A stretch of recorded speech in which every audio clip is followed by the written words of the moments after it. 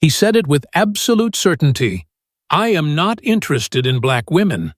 They don't belong in my world." Alan Arthur, the most feared Korean mafia boss in Seoul, had built his empire on tradition, control, and inherited prejudice. He believed it. His syndicate believed it. Korean high society expected it. Then Donna Hunt walked into an elite rooftop party in a purple satin gown, and every belief he'd ever held shattered in a single glance. She didn't bow, didn't flinch under the stairs, didn't apologize for existing in a space that wasn't designed for her. And Alan, the man who'd never been shaken by bullets, betrayal, or bloodshed, felt something he hadn't felt in 20 years. Desire. Raw, undeniable, dangerous, but wanting her meant war, with his syndicate, with Korea's elite, with every tradition he'd been raised to uphold. The elders warned him, "She will destroy you." The media called her gold digger, outsider, threat. His former allies demanded, "Choose, her or your empire." Alan's answer was simple, terrifying, and absolute. "I chose her, and if anyone tries to take her from me, I'll burn this entire world to the ground." Because the woman he was taught to reject had become the only thing he couldn't live without.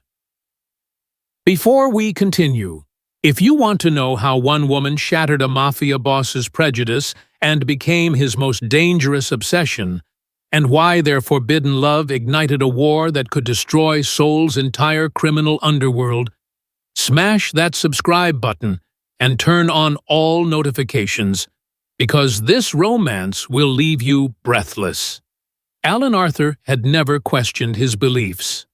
Born into Seoul's most powerful crime family, raised by elders who taught him that power meant purity, tradition meant control, and Korean blood meant everything, he'd built an empire on those foundations. At 38, he ruled half of Seoul's underground economy with ruthless efficiency. Politicians feared his phone calls. Rival syndicates avoided his territory. Even Korea's legitimate business elite treated him with careful respect. His personal life was equally controlled. He dated appropriate women, Korean, from good families, educated but not too ambitious, beautiful but not too bold. Women who understood that being with Alan Arthur meant playing a supporting role in his predetermined life. He'd said it once to a business associate over drinks, "I'm not interested in black women. They don't fit into this world. Into my world." It wasn't said with hatred, just cold, factual certainty. The way someone might say they don't eat seafood or invest in unstable markets. Everyone nodded. Everyone agreed. Because in their world, some things were simply understood. Then came the rooftop party, an elite gathering on a spring evening, lanterns glowing against Seoul's skyline, champagne flowing, Korea's wealthiest mingling under strings of lights. Business deals disguised as small talk. Alliance formed over expensive whiskey. Alan attended out of obligation.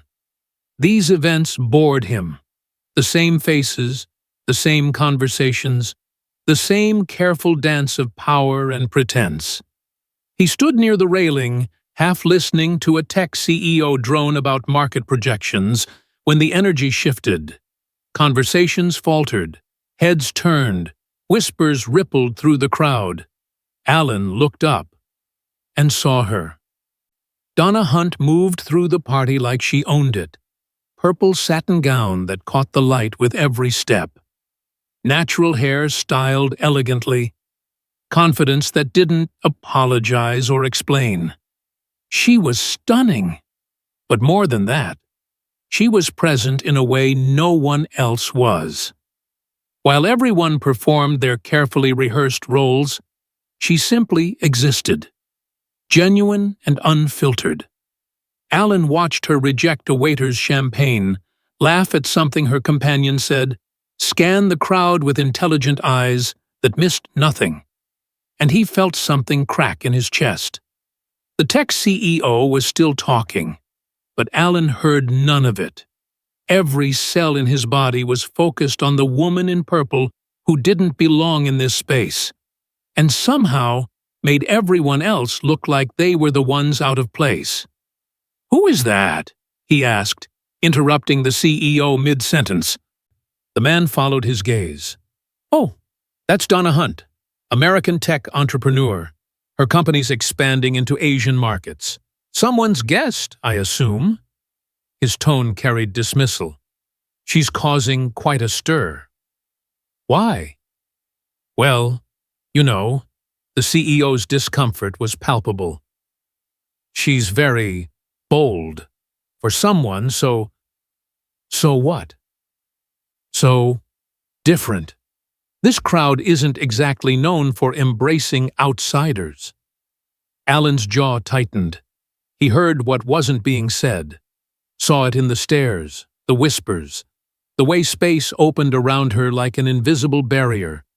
They were judging her, dismissing her, for existing while black in their elite Korean space. And something in Alan, something he didn't know was still capable of shame, revolted.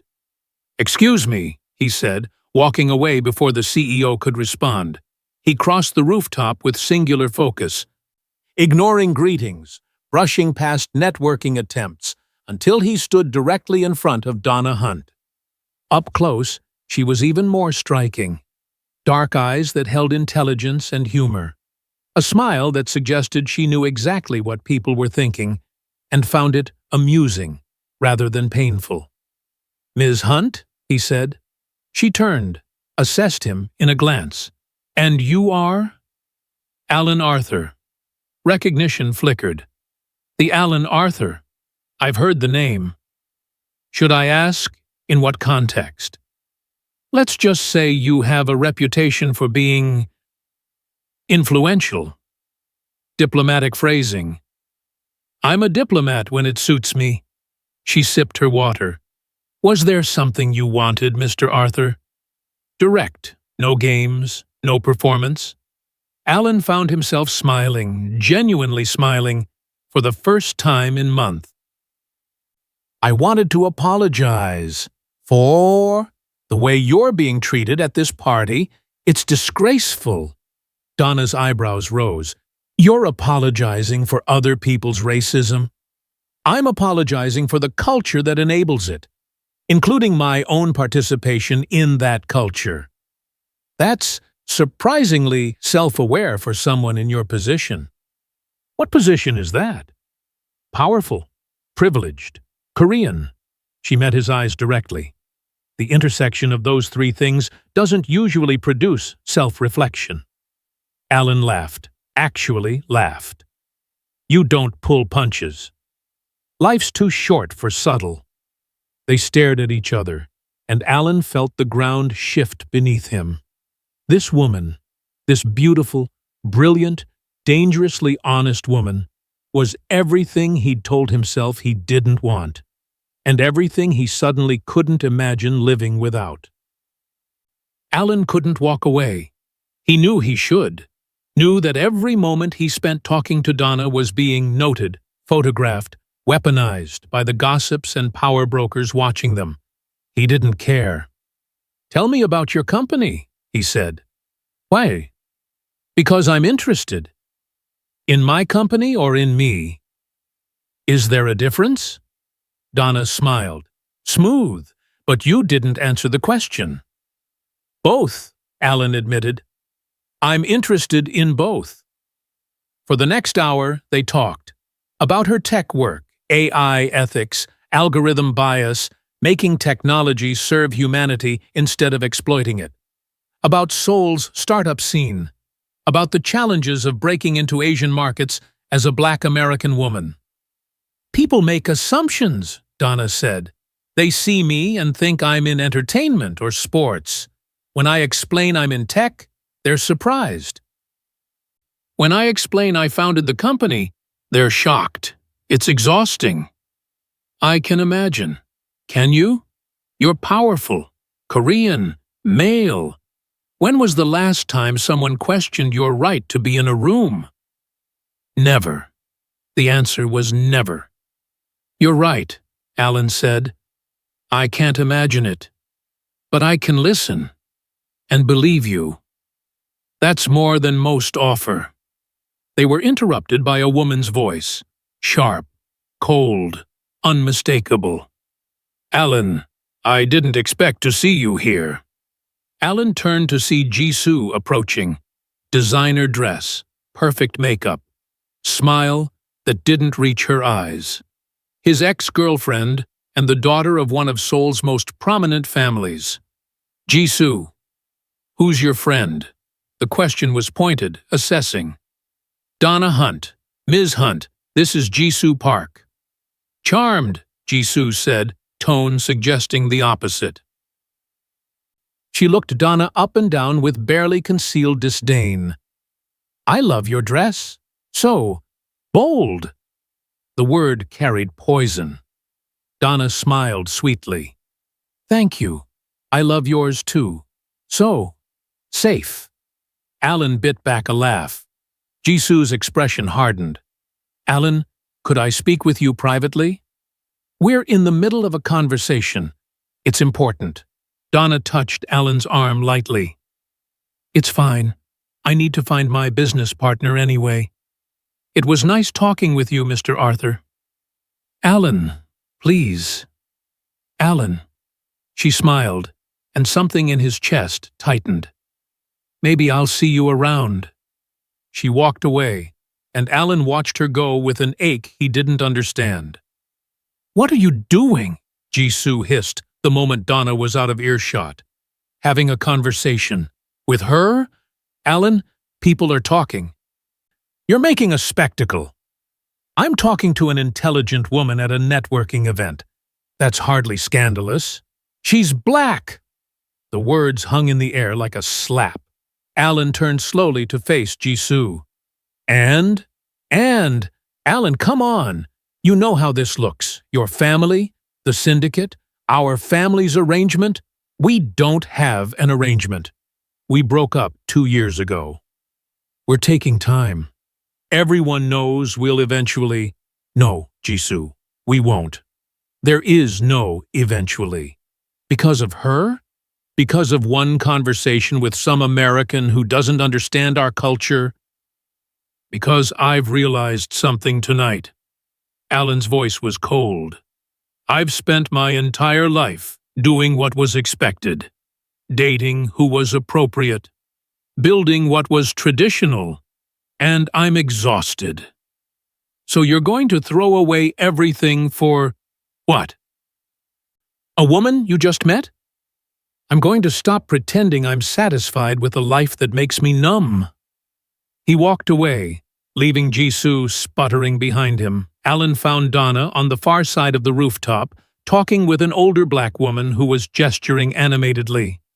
I'm telling you, Dee, this party is bougie, even by our standards, the woman was saying. Half these people look like they eat gold leaf for breakfast. Donna laughed. V, you can't judge. I absolutely can and will judge. Some dude literally asked me if I was your assistant. Your assistant. Girl, you're the CEO. Veronica, meet Souls B to Souls Elite. Souls and Elite, meet microaggressions. Alan cleared his throat. Both women turned. Sorry to interrupt, he said. I wanted to give you my card, in case you needed any local connections for your business expansion. Donna took the card, eyebrow raised. Your personal number is on here. Is it? How careless of me. Veronica made a noise that might have been a laugh or a cough. Thank you, Donna said, tucking the card into her clutch. That's very thoughtful. Call me if you need anything. Anything at all. Their eyes held for a beat too long. After Alan left, Veronica turned to Donna with wide eyes. Girl, do you know who that is? Alan Arthur. Some kind of businessman. Some kind of businessman? Donna, he's the businessman, Korean Mafia, runs half the underground economy in Seoul. That man is dangerous. He seemed nice. Nice, nice. Veronica grabbed Donna's shoulders. Promise me you won't call him. Donna looked at the card in her hand. Alan's number. His personal number. She should throw it away. Should listen to Veronica's wisdom. Should avoid the obvious complication. But something about the way he'd looked at her, like she was the only real thing in a room full of performances, made her want to do the exact opposite. Alan didn't sleep that night. He lay in his penthouse apartment, staring at the ceiling, mind replaying every moment of his conversation with Donna. Her confidence, her humor, her refusal to shrink. He wanted her. The realization wasn't gentle. It hit like a freight train, sudden, violent, undeniable. He'd dated beautiful women before, slept with them, even cared for some of them. But he'd never felt this consuming need to know everything about someone, to hear them laugh again, to… His phone buzzed. Unknown number. This is Donna Hunt. You gave me your card. Was that a genuine offer of business assistance, or were you flirting very inefficiently? Alan sat up, heart racing like a teenager's. Alan, both. I'm excellent at multitasking. Donna, good to know. I'm looking for office space in Gangnam. Know anyone reliable in commercial real estate? Alan, I know everyone, but that's a conversation better had over dinner. Are you free tomorrow? Donna, direct. I respect that. Alan, is that a yes? Donna, it's a maybe. Convince me. Alan, I know a restaurant that serves the best bulgogi in Seoul, run by a family that's been in business for 60 years. No photographers, no elite crowds, just honest food and honest conversation. Donna, you had me at no photographers. Alan, tomorrow, 7 p.m., I'll send a car. Donna, I'll take a cab. Send me the address. Alan, independent. Donna, always. See you tomorrow. Alan Arthur. He stared at his phone, smiling like an idiot. Director Yoon found him that way the next morning, sitting at his desk, grinning at nothing. Boss, are you all right? I have a date tonight. Yoon blinked. With who? Donna Hunt. The black woman from the party? Alan's smile vanished. Is that going to be a problem? Boss, I just meant she's American, outsider, not from our world. Good. Our world is suffocating. The elders won't approve. The elders don't control my personal life. They control everything else. And if they think you're distracted, if they think a woman, especially that woman, is affecting your judgment, then they can try to remove me. Alan's voice went cold. Let them try. Yoon backed down immediately. I'm just advising caution, boss. Noted. Now, get out. After Yoon left, Alan sat alone, recognizing the truth. Pursuing Donna would have consequences. Political, professional, personal. He didn't care. The restaurant was perfect. Small, tucked away in a neighborhood far from Seoul's glittering center. Paper lanterns, wooden tables, the smell of grilling meat and fermented vegetables. Donna arrived exactly on time, dressed casually in jeans and a silk blouse. No armor, no performance, just herself. You were right, she said, sliding into the booth across from him. This place is perfect. I don't usually bring business associates here. Is that what I am? A business associate? Would you prefer a different label? I'd prefer honesty. Alan met her eyes directly. I asked you here Because I haven't been able to stop thinking about you since the party. Because you said something real in a room full of lies. Because I want to know everything about you. Donna sat back, studying him. That's either the best line I've ever heard, or you're genuinely losing your mind. Both, probably. She laughed. Okay, let's do this. Ask me anything. What brought you to Seoul? Business expansion. My company developed an algorithm that detects bias in AI systems, hiring algorithms, loan approval systems, facial recognition. We're trying to break into Asian markets. That's incredible work. It's necessary work. Tech keeps replicating human biases. Someone has to fix it. Why you? Because I've lived those biases.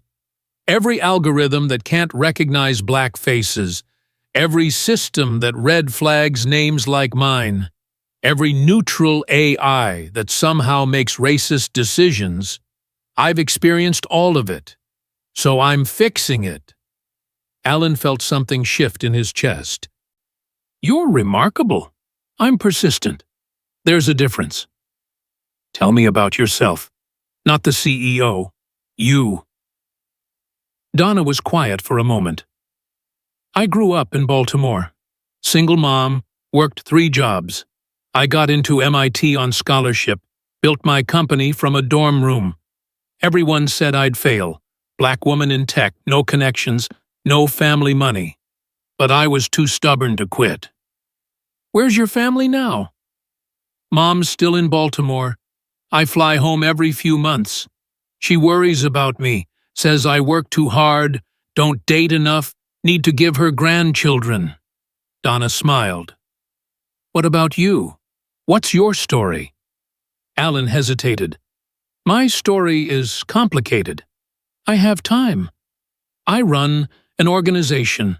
We handle security, imports, territory management. You run the Korean Mafia. I did my research. Alan's jaw tightened. And you came anyway? I wanted to see what kind of man asks for a date with full disclosure of his criminal empire. A foolish one, apparently. Or an honest one. She leaned forward. Here's what I know, Alan. You're dangerous, powerful, probably done terrible things. But last night, you apologized for other people's racism. You listened instead of performing. You saw me, actually saw me, when everyone else was trying to pretend I didn't exist. So I'm here, despite every red flag, because I'm curious what happens when someone like you meets someone like me. What happens is I fall completely, irrevocably in love with you. The words escaped before Alan could stop them. Donna's eyes widened. We've known each other for 24 hours. And I've felt more in those 24 hours than I have in 24 years. Alan, I know it's insane. I know you should run. I know my world will eat you alive. He reached across the table, stopped just short of touching her hand. But I also know that if I don't pursue this, pursue you, I'll regret it for the rest of my life. Donna looked at his hand, hovering near hers. If I do this, if we do this, it's going to get ugly. Your world isn't kind to people like me, and I won't change who I am to make them comfortable. I'm not asking you to change. I'm asking you to give me a chance to prove I'm worth the fight. Are you? I don't know, but I want the chance to find out. Donna finally placed her hand in his. Okay, one chance. But Alan, if this gets dangerous, if your world threatens my safety or my business, I'm out. Understood? Understood. And if you ever make me feel like I need to shrink or hide or apologize for existing, I won't. I swear. They sat there, hands connected across the table, while around them the restaurant buzzed with normal people living normal lives. Neither of them knew that outside, someone was already taking photos. already planning how to use this against them, already preparing the war. The photos hit the internet by morning. Alan Arthur, Korean mafia boss, dating Black American woman elite society, shocked by Arthur's controversial choice. Who is Donna Hunt? Inside the mystery woman capturing Seoul's most powerful man. Alan's phone exploded with calls. His PR team panicked. Director Yoon demanded an emergency meeting, but Alan was having breakfast with Donna at her hotel, laughing at the absurdity of it all. "They're calling me a mystery woman," Donna read from her phone. "Like I'm some spy or femme fatale. I run a tech company, I wear sensible shoes. Seoul's elite can't comprehend that you might just be yourself. That says more about them than me." She set down her phone. "But seriously, is this going to be a problem for you?" "It's already a problem. The question is whether I care." "Do you?" "No." His phone rang again. Director Yoon again. Alan answered. "What?" "Boss, we have a situation. Elder Song has called an emergency syndicate meeting. Tonight. Mandatory attendance. I'm busy. Boss, please. They're not asking." Alan looked at Donna, who was watching him carefully. "Fine. 8 p.m. But this is the last time they summon me like a subordinate." He hung up. "Trouble?" Donna asked. "The old guard doesn't approve of my personal choices." "By old guard you mean the racist elders who think I'm beneath you?" "Yes." "And by personal choices you mean me?" "Yes." Donna stood. "Then maybe I should leave Seoul. I didn't come here to start a gang war." Alan caught her wrist gently. "Don't. Please. I've spent my entire life letting other people's prejudices dictate my choices. I won't do it anymore." "Alan, I'm not worth destroying your empire. You're worth more than any empire." The words hung between them, heavy with implication. "One meeting," Donna finally said. "Hear them out. If they have legitimate concerns about your leadership, consider them. But if this is just about racism," "It is. Then tell them to go to hell. Politely. Or not. Your call." Alan pulled her close, rested his forehead against hers. "How are you this calm? I've dealt with racism my entire life. You learn to pick your battles. This one? This one's yours to fight." The syndicate meeting was held in a traditional Korean house. Ancient, elegant, designed to remind everyone of their place in the hierarchy. Alan arrived to find 12 elders seated in a semicircle, faces grave. Director Yoon stood off to the side, expression neutral. Elder Song spoke first. "Alan, thank you for coming. I was summoned. There's a difference. We need to discuss your recent associations. My personal life is not syndicate business. When it affects our reputation, it becomes our business." Elder Song leaned forward. "This woman, Donna Hunt, use her name. This woman is causing disruption. The families are concerned. Our political allies are asking questions. The conservative factions view this as weakness. Weakness how? You're allowing emotion to cloud judgment, choosing personal desire over strategic alliance. I'm choosing humanity over tradition." Another elder spoke. Elder Kim, older, more conservative. "She is not appropriate for someone of your standing." "Not appropriate how?" "She's brilliant, successful, respected in her field." "She's black." The room went silent. Alan stood slowly. "Say that again." Elder Kim didn't flinch. "She's black. She's American. She doesn't understand our culture, our values, our way of life. A relationship with her damages your credibility. and embarrasses the syndicate. So your objection is racism. Our objection is maintaining standards. Standards based on race. Based on tradition. Tradition built on prejudice. Alan looked around the room.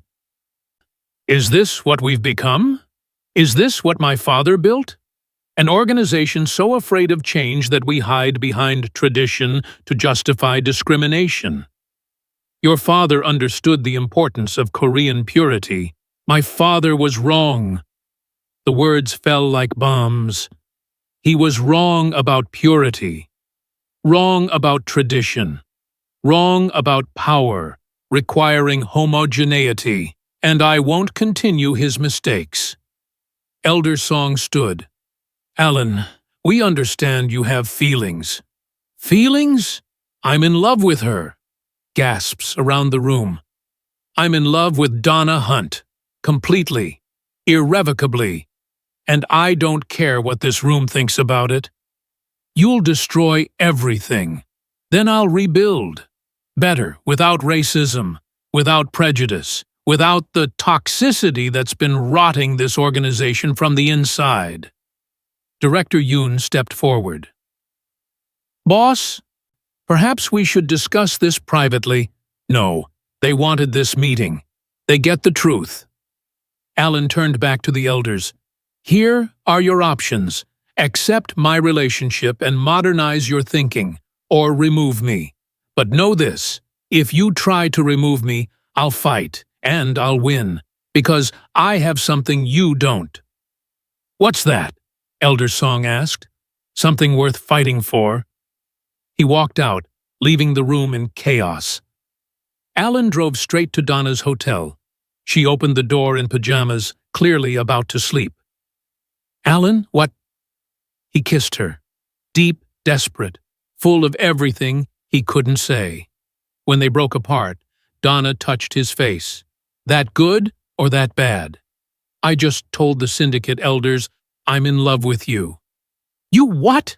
I told them I'm in love with you, that I don't care about their racism, that I'll fight anyone who tries to separate us.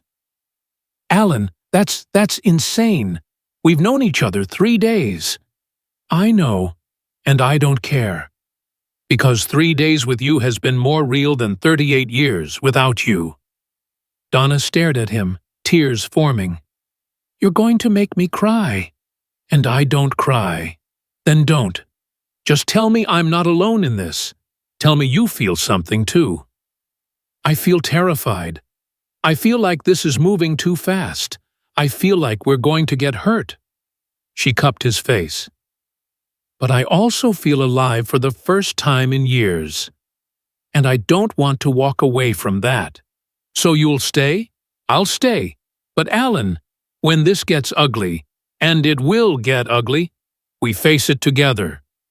Together. They kissed again, slower this time, savoring the moment before the storm, because they both knew the storm was coming. The backlash was immediate. Online forums exploded. Korean conservative blogs called Donna every name imaginable. His political allies distanced themselves. Jisoo gave interviews about Alan's changed behavior that were thinly veiled attacks on Donna. But Alan and Donna weathered it together. They went public. Dinners, events, deliberately visible. Alan's message was clear. This is happening. Accept it or be left behind. Then came the invitation to the Spring Charity Gala, Seoul's most elite event, attended by politicians, business leaders, and high society. We don't have to go, Alan said. Yes, we do, Donna replied. Hiding gives them power. We go. We're visible. We show them we're not ashamed. It's going to be hostile. I've survived hostile my entire life. The gala was exactly as brutal as expected. Donna wore a stunning black gown. Alan wore traditional Korean formal wear, a statement of respect for his culture while defying its prejudices. The stares started immediately. Women whispered behind fans. Men gave Alan pitying looks. Jisoo watched from across the room with barely concealed rage. But Donna held her head high, smiled warmly, refused to shrink. "You're magnificent," Alan whispered. "I'm furious, but I smile when I'm furious." Confuses racists. They were making their way to their table when Dae-hyun blocked their path. Dae-hyun was old money, heir to a textile fortune, notoriously racist and drunk on entitlement. "Alan, still slumming it, I see." He looked at Donna with open disdain. "Is this the one everyone's talking about?" "Donna Hunt, Ms. Hunt, this is Dae-hyun Lee. Ignore him." "Ignore me, Alan. I'm trying to save you from embarrassment. Everyone knows this is just a phase. You'll come to your senses eventually." "Choose your next words carefully," Alan said quietly. "Or what? You'll threaten me? Over some exotic—" Alan moved so fast, Dae-hyun didn't see it coming. One moment they were talking. The next, Alan had Dae-hyun by the throat, backed against a pillar, eyes murderous. "Listen very carefully," Alan whispered. "You will apologize to Ms. Hunt. You will never speak about her again. And if I hear you've said one disrespectful word, I will destroy you, your business, your reputation, your family legacy. Do you understand?" Dae-hyun nodded frantically. Alan released him, turned to Donna. "I apologize for his behavior." "Not your apology to make," Donna said calmly, though her hands shook slightly. They walked away while the room buzzed with shock. "You didn't have to do that," Donna said once they were alone. "Yes, I did. Alan, I can handle racism. You shouldn't have to. Not here, not with me." He stopped, turned to face her. "I love you, Donna. I'm in love with you. And I won't let anyone disrespect you. Ever." "You love me?" "Completely. Hopelessly. Stupidly." "Yes." Donna's eyes filled with tears. "We've known each other 2 weeks. I know. This is insane. I know. I love you too." The words hung in the air like a promise and a warning. They kissed while Seoul's elite watched, scandalized, because love, real love, doesn't wait for permission. Here's a question. When does love become more important than power? When does one person matter more than an entire empire? Keep watching, because Alan's about to make the most dangerous choice of his life. The incident at the gala made everything worse. Alan's assault on Dae-hyun, though technically just a threat, became the scandal. Headlines screamed about his loss of control. Business partners questioned his stability. The syndicate elders called another emergency meeting, and this time, they weren't asking. "Boss, you have to attend," Director Yoon pleaded. "They're talking about a leadership review." "Let them. They'll try to remove you, then I'll fight back." "Over a woman?" Alan's expression went cold. "Over the woman I love. Yes. Without question. Without hesitation." Yoon looked away. "I don't understand you anymore." "I didn't understand myself until I met her." The meeting was held in the same traditional house, but this time the energy was different. Hostile, determined, final. Elder Song didn't waste time with pleasantries. "Alan, we've reached a consensus. Your relationship with Ms. Hunt has become detrimental to the syndicate. We're asking you to end it." Asking or demanding? Does it matter? Yes. Because if you're demanding, I can tell you exactly where to shove that demand. Alan? No. You don't get to Alan me like we're friends having a reasonable disagreement. You're asking me to choose between the woman I love and an organization built on prejudice and fear. Elder Kim stood. We're not prejudiced. You called her inappropriate because she's black. Alan's composure shattered. Don't stand there and pretend this is about leadership or stability or any other euphemism. This is about racism. This is about your discomfort with me loving someone who doesn't fit your narrow definition of acceptable. She makes you weak. She makes me human. For the first time in my life, I feel something other than numbness and rage. She's made me question every toxic belief I inherited from this organization. If that's weakness, then I'll be weak. You're choosing her over us, Elder Song said quietly. Yes, without hesitation, without regret. Then we have no choice. Elder Song looked around the room. Per syndicate bylaws, I call for a leadership review.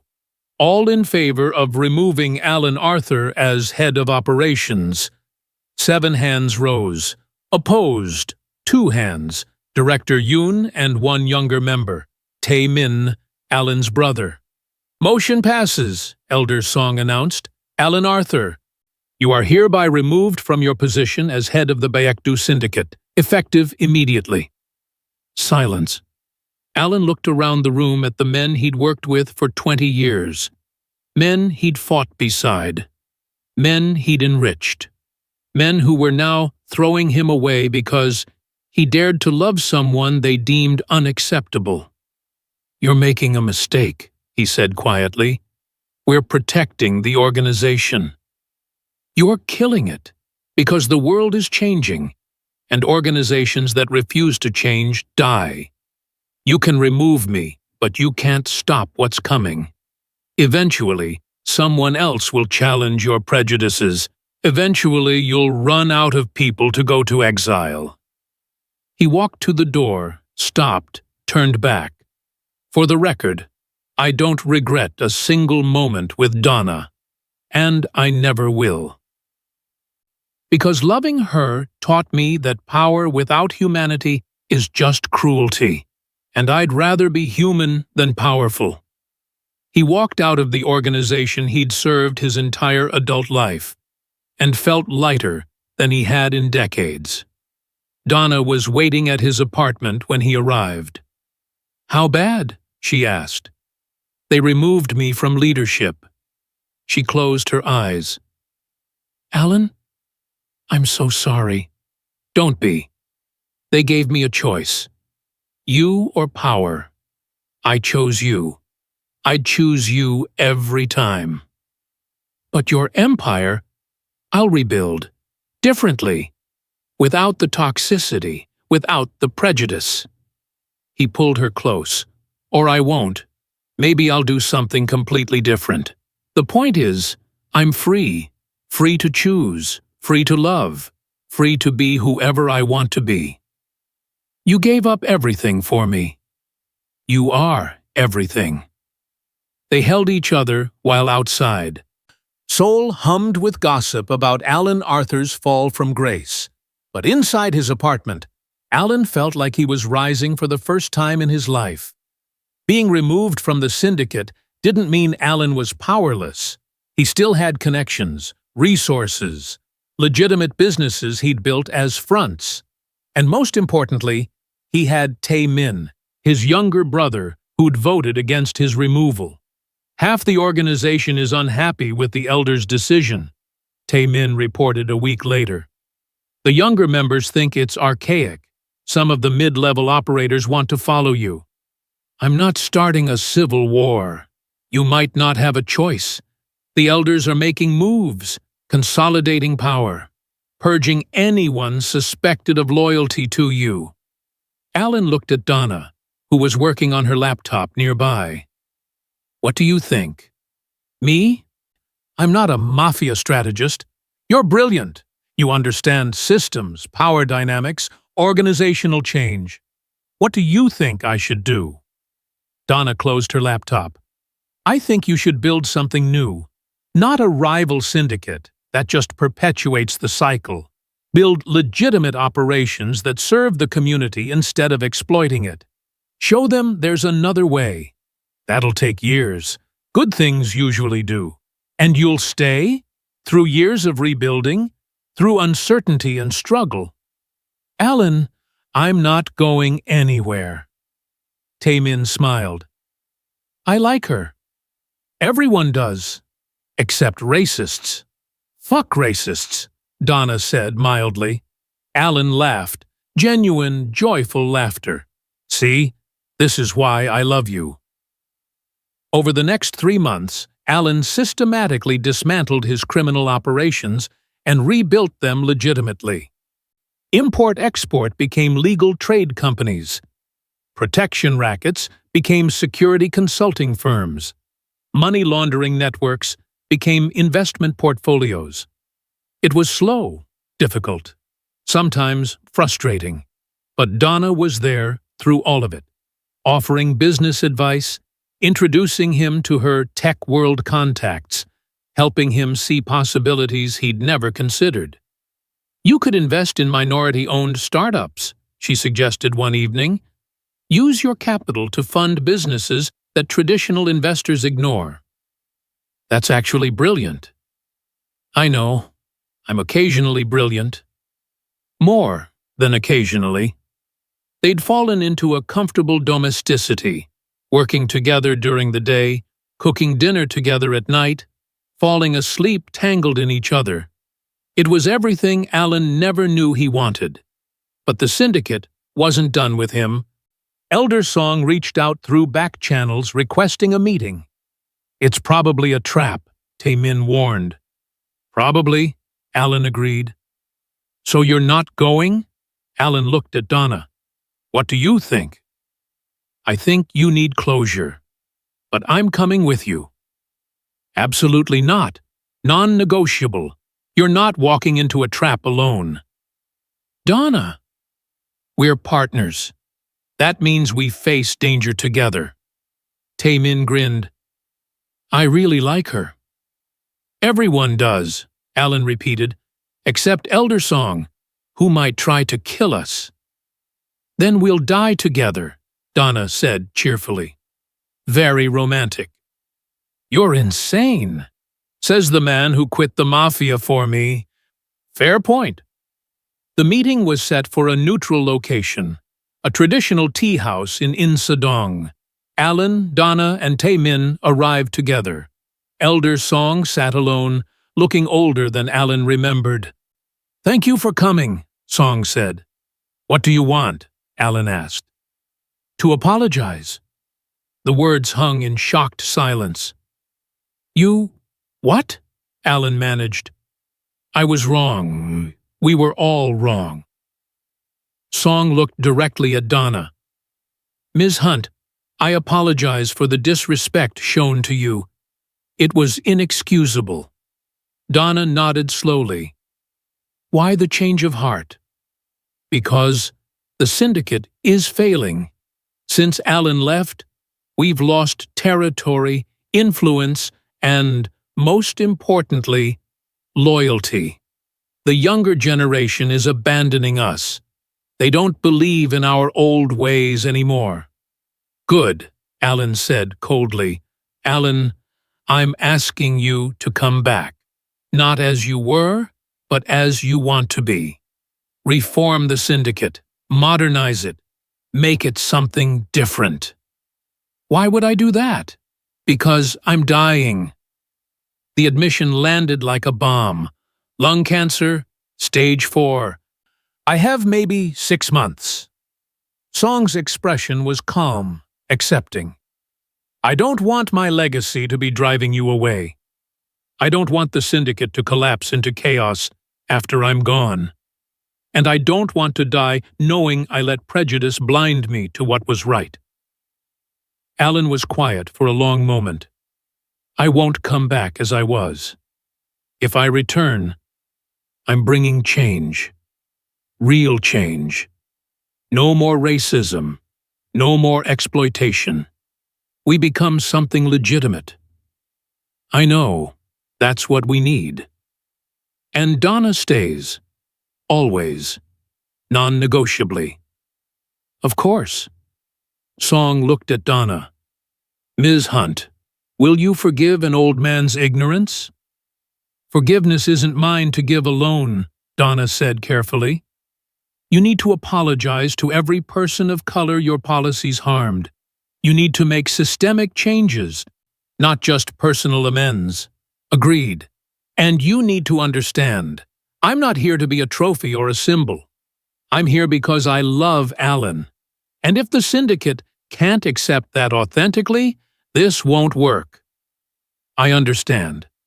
Song stood, bowed deeply, a gesture of profound respect. Thank you for considering this. After he left, Alan turned to Donna. What do you think? I think he meant it, and I think you have a chance to build something revolutionary. It's going to be hard. Everything worthwhile is. Will you stay? Through all of it? Alan, how many times do I have to say it? I'm not going anywhere. You're stuck with me. Good, because I can't do this without you. Yes, you could, but you don't have to. They kissed, while Taemin rolled his eyes and muttered about public displays of affection. Final question. Can love really change the world, or just your world? Watch what happens when two people decide the answer doesn't matter. They're going to try anyway. Alan returned to the syndicate 6 months later, but he returned on his terms. The first change was symbolic but powerful, hiring policies that explicitly prohibited discrimination based on race, gender, or nationality. The second was practical, transitioning 60% of syndicate operations to legal enterprises within 2 years.